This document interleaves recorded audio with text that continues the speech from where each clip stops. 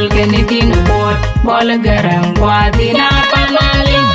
ne wona jedeng spices kapir nyane wona jang tiong ene ke nyan tinye jag du je ayene dai pial many deng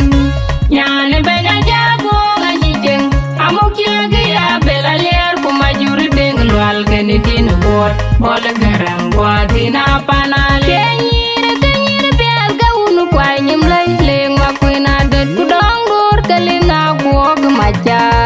Ol kenyang pen nyane banya jago ngani jeng amokia ke ya bela ler kuma juri deng lwal keni tin bot bol garang kwa tina